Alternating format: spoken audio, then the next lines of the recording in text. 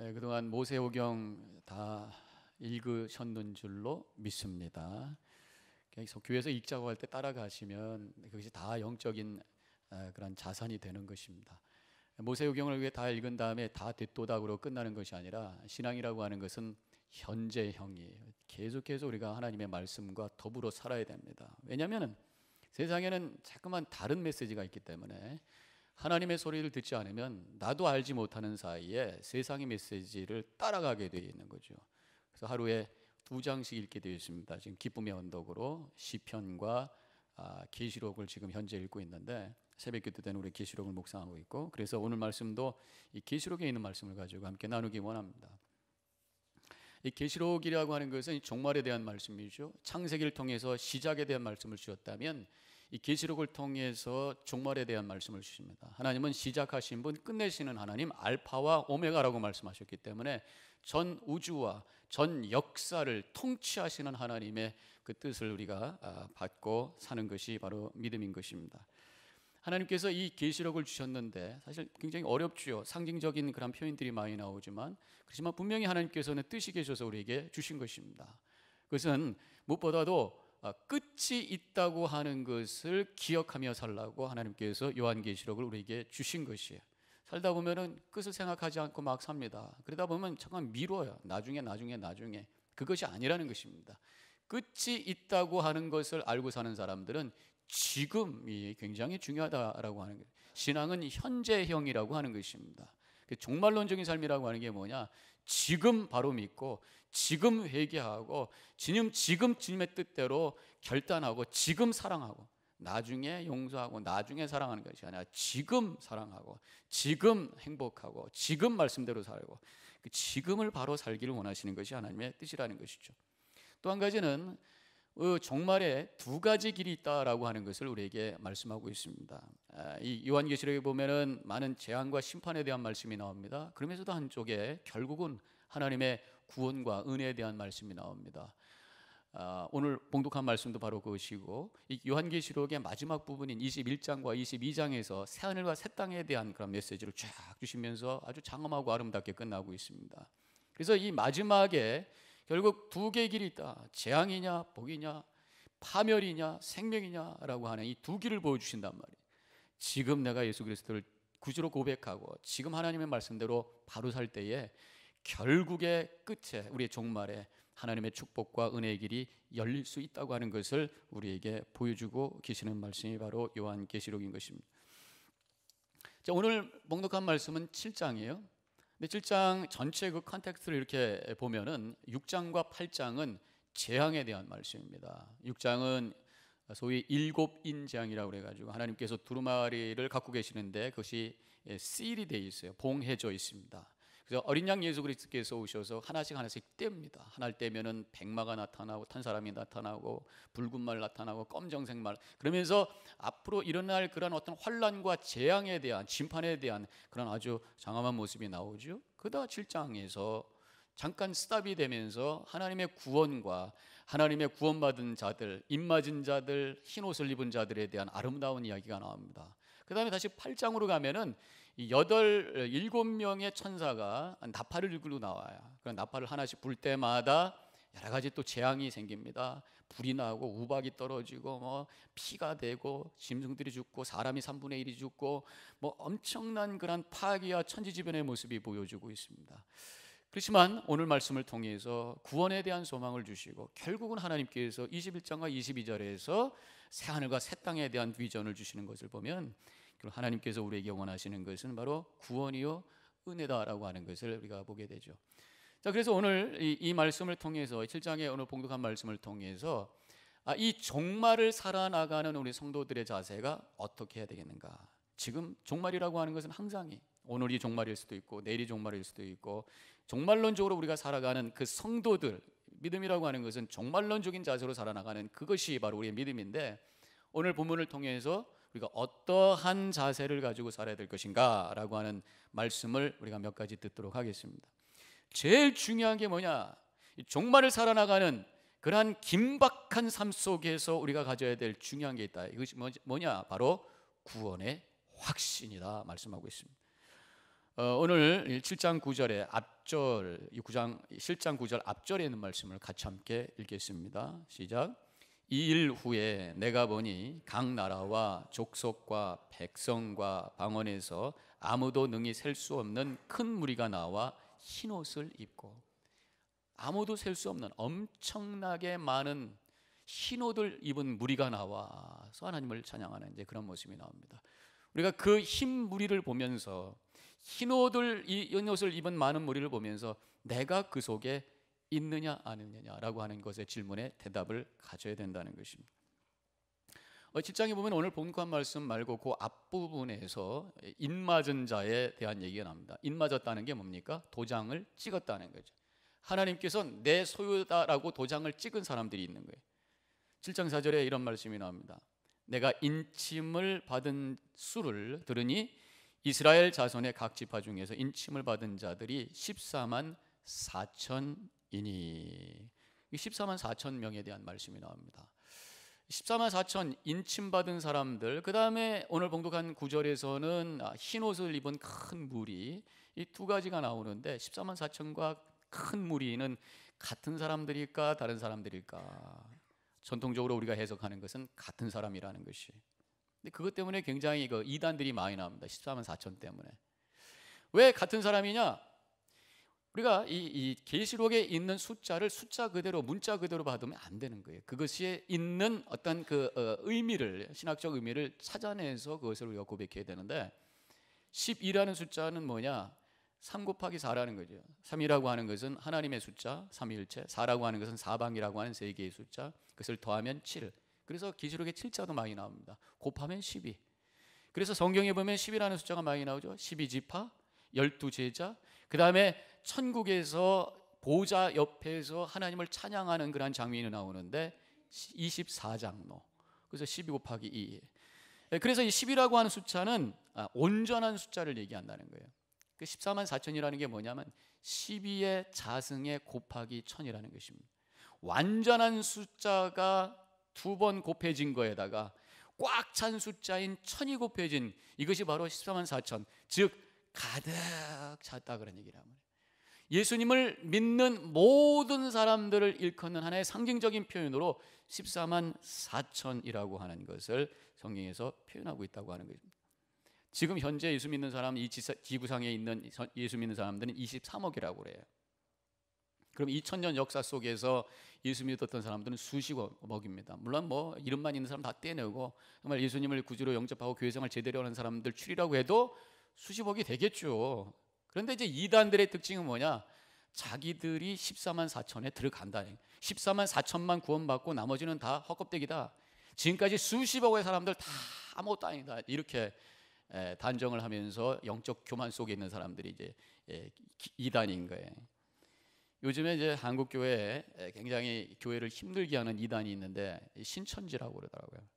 뭐 미국에도 한국 분들 많은데 지금 있는 것 같아요. 남쪽까지는 없는 것 같지만 노던 유저지 뭐 뉴욕은 있다는 얘기도 있습니다만은 신천지라는 사람들이 있는데 그들이 믿고 있는 건 뭐냐면 인맞은 사람, 인침을 받은 14만 4천 명이 모여지게 되면 그 다음부터 신천지가 시작이 된다. 그래서 신천지라는 거예요.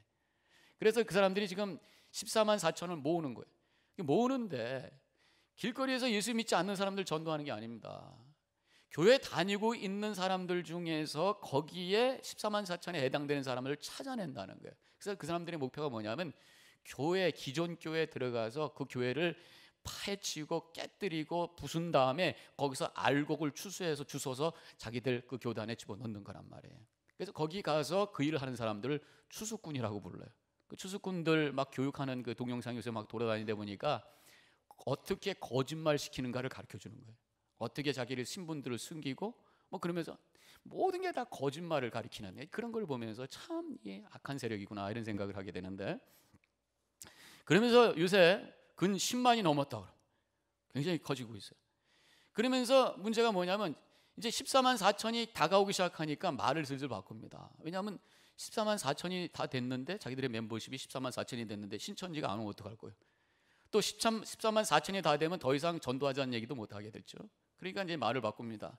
14만 4천이 모여도 그게 다 인침받은 사람이 아니라는 거예요. 하나님의 마음에 합한 자들이 그 속에 있다, 뭐 이렇게 얘기를 합니다. 그러면서 또 요즘에는 또 말을 바꾸면서 14만 4천이 구원받은 자가 아니라 제사장이라는 거예요. 이 14만 4천이 다 채워지면 그 사람들을 통해서 이제 흰무리, 숫자가 너무 셀 수 없이 많은 숫자인 흰무리들을 이제 하나님께서 불러주신다, 이렇게 해석을 또 바꾸기 시작을 하면서 그런 얘기를 합니다. 아무튼 14만 4천이 채워지면 새로운 세계가 시작이 되는데 영생한다는 거예요. 영생하는 것도 순서가 있다는 거예요. 인침을 받은 순서대로 하는데, 인침 제일 먼저 받은 사람이 누구냐? 교주인 이만희 교주다, 뭐 이렇게 하면서 엉뚱한 얘기들을 하고 있는데, 요새 한국 교회 굉장히 그것 때문에 시끄러운 것을 보게 됩니다. 문제는 몇 사람이 구원받고 누가 구원받느냐, 그게 중요한 게 아니에요. 말세를 살아나가는 우리 성도들이 질문해야 되고 확인해야 되는 게 뭐냐? 내가 흰무리 속에 들어가 있냐, 내가 흰옷 입은 그 수많은 무리 속에 들어가 있느냐 아니냐, 내가 구원받느냐 아니냐에 대한 그 질문에 대한 대답을 가지고 살아야죠. 언제 예수님 올지 모르는데 아직도 그 대답에 대해서 확신이 없다면 얼마나 불안한 거예요.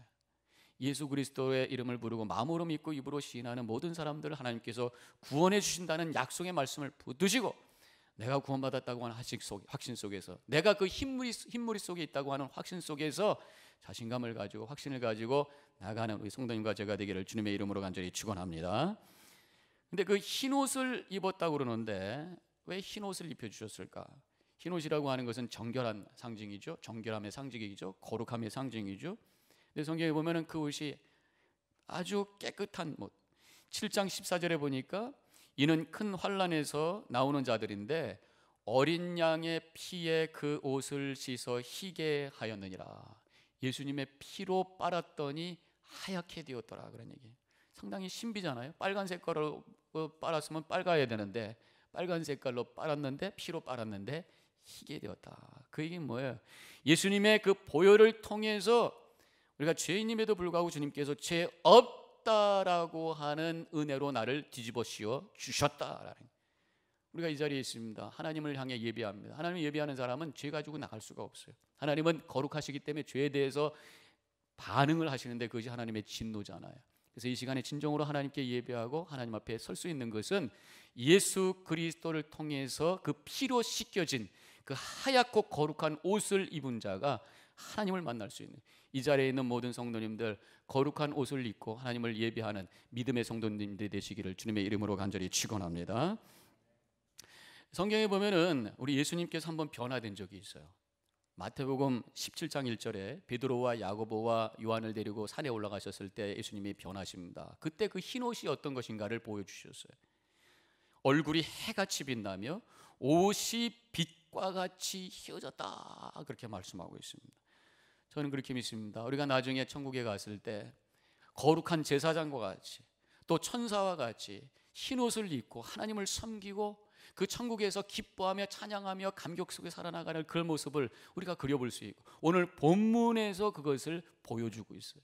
15절 이하에 쭉 보면 그 말씀이 나오는데 그 중에 마지막 말씀을 같이 함께 읽도록 하겠습니다. 읽습니다. 이는 보좌 가운데 계신 어린 양이 그들의 목자가 되사 생명수 샘으로 인도하시고 하나님께서 그들의 눈에서 모든 눈물을 씻어 주실 것임이라. 우리가 예수 그리스도로 씻음 받은 자로 거룩하고 흰 옷을 입은 자로 하나님을 섬기면서 주림도 없고 배고픔도 없고 아픔도 없고 근심도 없는 그곳에서 생명수 강에서 기뻐하며 찬양하며 하나님께 영광 돌리실 그 거룩한 구원의 비전을 바라보며 믿음 안에 승리하는 성도님과 제가 되기를 주님의 이름으로 간절히 축원합니다. 두 번째로 우리가 이 종말을 살아나가는 성도의 모습은 어때야 되겠는가? 승리를 믿어야 된다. 오늘 본문을 통해서 그러한 메시지를 받습니다. 9절 뒤쪽에 있는 말씀을 함께 같이 읽겠습니다. 같이 읽습니다. 아무도 셀 수 없는 큰 무리가 나와 흰옷을 입고 손에 종려가지를 들고 보좌 앞 어린 양 앞에 서서, 이제 흰무리, 아까 말씀드렸던 흰무리 구원받은 사람들입니다. 근데 그 사람들이 지금 뭐 하고 있느냐? 종려나무의 가지를 들고 흔들고 있는 거예요. 종려나무 가지를 들고 흔든다는 거 하는 게 뭐냐? 승리를 축하하는 장면입니다.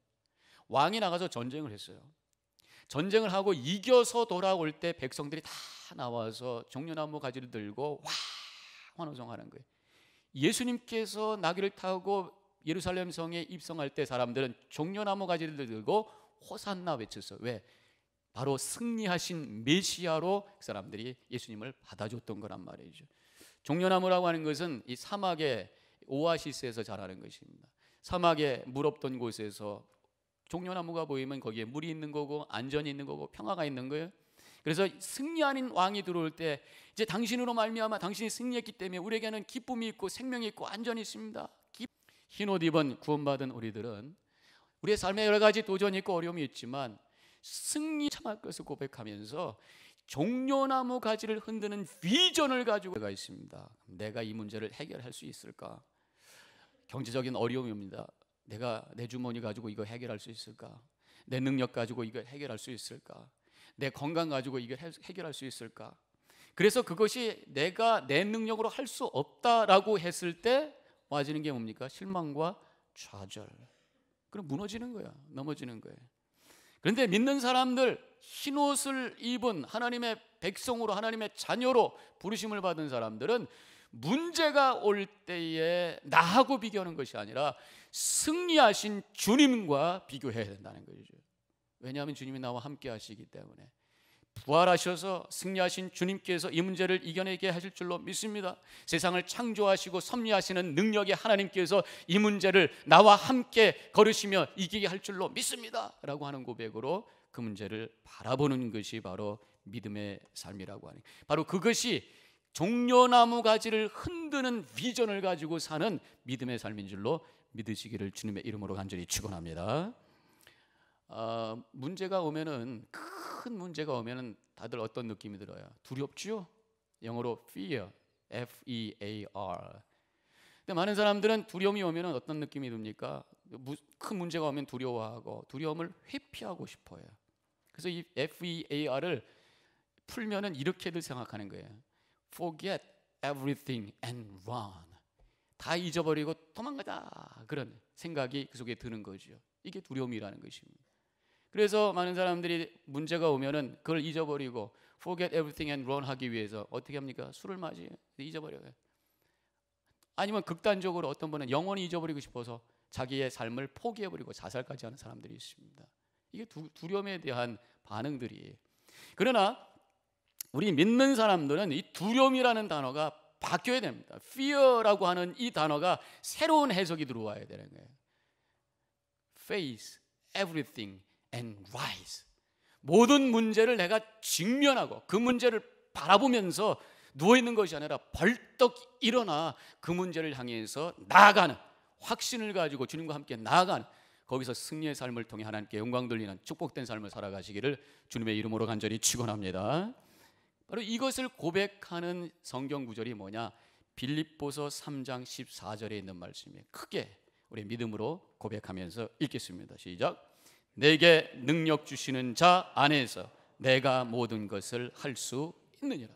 주님과 함께하면, 내가 주님 안에 있으면, 능력 안에 있을 때, 능력 주시는 자 안에 있을 때 face everything and rise 에서 그 문제를 내가 이겨낼 수 있음을 믿습니다 라는 고백이 바로 이 성경 구절의 내용이라는 것입니다. 능력 주시는 자 안에 있으셔야 돼요. 그리스도 안에 계셔야 돼요. 주님 안에 있어야 돼요. 기도 속에 들어가야 되고 말씀 속으로 들어가야 돼요. 밖에 있어서는 안 돼. 하나님 밖에서 쳐다보고 있는 것 같고 안 됩니다. 십자가 바라보만 갖고 있어도 되는 게 아닙니다. 성경 바라만 보고 있어서는 안 되는 게 아닙니다. 성경 속으로 들어가고 십자가에 예수님과 함께 내가 죽고 말씀 속으로 깊이 들어가고 기도 속으로 들어갔을 때 거기서 성령께서 역사하시고 그래서 능력 주셔서 모든 나에게 도전하는 문제를 싸워 이겨 승리하게 되는 줄로 믿으시기를 주님의 이름으로 간절히 축원합니다. 마지막으로 세 번째는 우리 종말을 살아나가는 믿는 자들의 모습은 결국은 하나님을 찬양하면서 살아가는 것이라고 말할 수가 있습니다. 하나님께서 우리에게 옷을, 흰 옷을 입혀주시고 또 주님께서 우리에게 종려나무 가지를 흔들게 하시는 게 뭐냐? 결국은 뭐냐? 하나님을 찬양하는, 흰 옷을 입은 제사장으로, 그리고 하나님의 그 성호와 하나님께서 하신 일을 찬양하는 그런 삶을 살기를 원하시는 것이 바로 주님께서 원하시는 뜻이라고 하는 것입니다. 오늘 본문의 말씀에 이 종려나무를 들고 있는 흰옷 입은 사람들이 소리를 치는데 그 내용이 바로 10절에 있는 말씀이죠. 같이 읽습니다. 큰 소리로 외쳐 이르되 구원하심이 보좌에 앉으신 우리 하나님과 어린 양에게 있도다.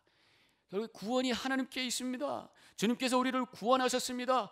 감사합니다. 할렐루야. 이것이 종려나무를 들고 흔들면서 소리치고 있는 흰옷 입은 사람들의 찬양의 고백이라니. 그리고 하나님께서 우리에게 원하시는 것은 찬양이고, 이 말세를 살아나가는 우리들이 입술을 통해 하나님을 찬양하면서 감사하며 살기를 원하시는 것이 바로 주님의 뜻이라고 하는 것입니다. 그런데 오늘 본문의 말씀에 보면은 이렇게 10절에서 찬양하고 있을 때 그러고 나서 딱 끝나고 고요했던 게 아닙니다. 메아리가 치고 있어요. 응답의 찬양이 오고 있어요. 어디로부터? 바로 하나님 보좌 곁에 있는 천사와 24장로가 응답하면서 하나님께 경배를 합니다. 흰옷 입은 사람들이 바로 이렇게 찬양할 때 그들이 응답하면서 경배하면서 또 찬양하는데 11절에서 이렇게 나오고 있죠. 아멘. 찬송과 영광과 지혜와 감사와 존귀와 권능과 힘이 우리 하나님께 세세토록 있을지어다. 아멘 하고 있다는 거예요. 저는 이 10절과 11절 이렇게 보면서 굉장히 큰 은혜를 받습니다. 이것을 적용을 해보면은요, 우리가 이 세상에 살아나갈 때에 하나님의 은혜를 깨닫고 감사하며 찬양합니다. 하나님 감사합니다. 찬양이라는 게 꼭 뭐 노래 부르면서 하는 찬양이 다 찬양은 아니죠. 우리의 삶 속에서 하나님의 은혜를 고백하고 우리가 순간순간마다 하나님의 은혜를 감사하면서 주님 감사합니다. 하나님은 거룩하십니다. 당신은 위대하십니다. 창조주십니다. 순간순간마다 하나님을 향해 고백하고 그 은혜를 찬양할 때에 거기서 딱 끝나는 것이 아니라 천국에서 하나님 보좌 옆에 있는 천사들과 24장로가 바로 그 순간에 이어서 아멘 하나님을 찬양합니다. 아멘 하면서 내 찬양에 응답하고 있다고 하는 것을 깨달으면서 얼마나 감사한지, 여러분들도 그 깨달음 속에서 그 찬양의 그 감격과 기쁨을 체험하시기를 주님의 이름으로 간절히 축원합니다. 그래서 오늘 우리가 찬양하는 삶을 산다고 하는, 주님께서 주시는 은혜도 우리가 감사하고 고난과 어려움 속에서도 하나님의 은혜를 고백할 수 있는, 이것이 바로 결국 찬양의 삶이라고 하는 것입니다. 저는 이런 생각을 한번 해봐요. 하나님께서 우리에게 때로는 어려움을 허락하시잖아요. 허락하시고 또 때로는 그래서 하나님께서 우리에게 힘을 주시고 그것을 이겨내게 하시잖아요. 그러려면 처음부터 아예 어려움을 주시지 말지. 왜 어려움 주고 또 이겨내게 하고 병 주고 약 주고 그러실까, 이런 생각도 들어봐요. 물론 이 세상에 우리가 사는 한 고난이 없을 수는 없지요. 그런데 더 나아가서 하나님께서 고난을 주시고 또 결국 이기게 하시면서 우리로 하여금 하나님의 은혜를 깨닫게 하시고 하나님을 진심으로 찬양케 하시기를 원하시는 뜻이 있다는 것입니다. 하나님께서는 우리의 예배와 찬양을 받기 원하시는 줄로 믿으시길 바랍니다. 그래서 우리의 삶에서 고난을 통해서 그것을 이겨내면서 하나님의 은혜를 정말로 내 속에 체험하면서 그냥 머릿속에서 그냥 글로가 아니라 내 삶 속의 어려움을 믿음으로 이겨내면서 하나님이 나와 함께 하신다고 하는 걸 깨달으면서 찬양하길 원하시는 것이 하나님의 뜻이라고 하는 것이. 시편 30편에 보면은 시편 기자가 그 어려움 속에서 하나님을 고백하는 그런 찬양이 나옵니다. 아마도 그 육신적으로 어려움이 있었던 것 같아요. 그리고 앞에 보면은 주님, 내가 주님께 부르짖었더니 주님께서 나를 고치셨나이다 하면서 시작을 하고 있는 그 시편인데, 뒷부분에 가서 이렇게 쓰여져 있습니다. 11절과 12절에 주께서 나의 슬픔이 변하여 내게 춤이 되게 하시며 나의 베옷을 벗기시고 기쁨으로 띠띠우게 하셨나이다. 어려움을 변화시키셔서 기쁨으로 하나님을 찬양하게 하셨습니다. 여러 가지 어려움을 극복하게 하셨습니다. 승리하게 하셨습니다. 그 이유는 뭐냐라고 하는 것이 12절에 나오는데 다 같이 함께 읽습니다. 시작. 이는 잠잠하지 아니하고 내 영광으로 주를 찬송하게 하심이 여호와 나의 하나님이여 내가 주께 영원히 감사하리라. 가만히 입 다물고 있지 않고 나의 삶 속에서 주신 하나님의 은혜를 깨닫고 찬양하기를 원하는 것, 찬송하기를 원하시는 것이 바로 하나님의 뜻이다라고 하는 그것을 지금 이 시편 기자가 고백을 하고 있는 것이에요. 그래서 우리 믿는 사람들은요, 어려움과 문제가 올 때 또 이런 힘든 게 왔어, 그것이 아니라 하나님께서 이것을 이기게 하시고 하나님께서 이 고난을 통해서 다시 한번 하나님의 은혜를 깨닫게 하시고 찬양하게 하시는 길을 원하시는구나 라는 그런 믿음을 가지고 그 모든 것들을 바라봐야 되는 것이에요. 어떤 분이 간증을 했는데 그 간증에 이런 글이 쓰여져 있었습니다. 예수님을 진정으로 내가 믿고 나서 두 가지가 사라졌대. 한 가지는 뭐냐면 당연한 것이 사라졌대. 지금까지는 당연한 것이라고 여겼던 것이 봤더니 하나님의 은혜가 된 거니까. 그래서 감사하기 시작을 합니다. 두 번째 변화는, 두 번째 사라진 게 뭐냐면 고난과 시련이라는 것이 사라졌다는 거예요. 고난과 시련이 없어졌다기보다도 지금까지 그것을 고난과 시련이라고 얘기를 했었는데 예수를 믿고 봤더니 더 이상 그것이 고난과 시련이 아니라 그 속에서는 하나님의 계획이 있고 나를 향한 하나님의 선한 뜻이 있다라고 하는 것을 발견하기 시작했다는 거예요. 그러면서 감사하는 마음을 갖게 되었습니다. 그런 간증을 제가 읽었습니다. 믿음이라고 하는 게 뭐냐? 바로 고난을 해석하는 능력이다. 제가 몇 번 말씀을 드렸습니다. 고난 속에서도 하나님의 뜻을 발견하고 고난 속에서도 하나님의 은혜를 발견하고 해석해 낼 수 있는 그 능력이 바로 믿음에서 나오는 줄로 믿습니다. 그런 믿음을 가지고 어떠한 상황 속에서도 하나님을 찬양하며 감사하며 영광 돌리는 복된 삶을 살아나가는 우리 성도님과 제가 되기를 주님의 이름으로 간절히 축원합니다. 우리는 종말을 지금 살고 있어요. 이 종말을 사는 세 가지의 우리의 믿음의 자세가 뭐냐? 가장 중요한 것은 십자가 확실히 붙들고 내가 흰옷 입은 무리 속에 있다라고 하는 확신을 가지고 살아야 될 것이고요. 두 번째로는 승리하신 주님을 바라보면서 종려나무의 가지를 흔드는 그 승리의 비전을 가지고 우리가 자신 있게 살아나가야 될 것이고, 마지막으로는 어떤 상황 속에서도 하나님의 은혜를 발견하며 찬양하며 살아나가므로 종말에 하나님께 큰 영광 돌리는 아름답고 거룩한 믿음의 삶을 살아나가는 성도님과 제가 되기를 주님의 이름으로 간절히 축원합니다. 기도하십시다.